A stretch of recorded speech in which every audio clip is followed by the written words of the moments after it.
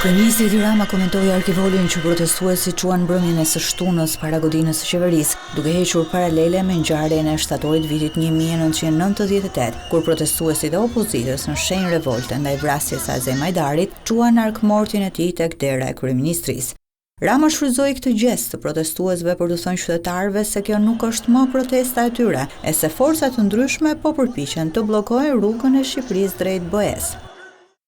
Sigurisht që ato duar e ato forca që janë përzier në çorbën e arkmortit nuk e kontrollojnë njëra tjetrën apo më saktë kanë papajtueshmëri ekstreme mes njëra tjetrës. Por asnjë papajtueshmëri s'ka rëndësi sot për to. Sepse sot i bashkon disa me vedije e shumë të tjerë qorazi, qëllimi i errët për ta ndalur Shqipërinë dhe e kthyer së prapthi mu në kilometrat e fundit të rrugës shumë shekullore drejt diellit që lind ku perëndon.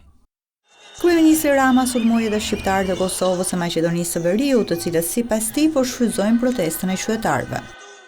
E kur ju nisët të shtejktoni nga bulevardi duke krijuar boshllëqe për fotografit 200 mishe të medias ndërkombëtare, u mobilizuan edhe çaketë e diasporës nga Prishtina e nga Tetova, të cilët panë në bulevard vatrën e shumë pritur për benzinën e tyre të urrëties ndaj Tiranës zyrtare, ku s'kan gjetur dhe s'kan për të gjetur asnjë hapësirë për të zhvilluar deliret e tyre nacional folklorike, sepse Tirana është kryeqyteti i Europës së Ballkanit, jo kryeqeleshe iluzionesh nacional komuniste, nacional islamiste apo nacional izolacioniste.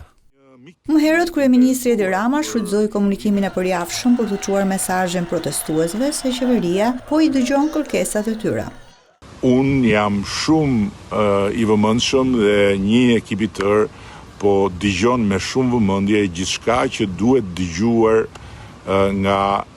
protesta e bulevardit, e cila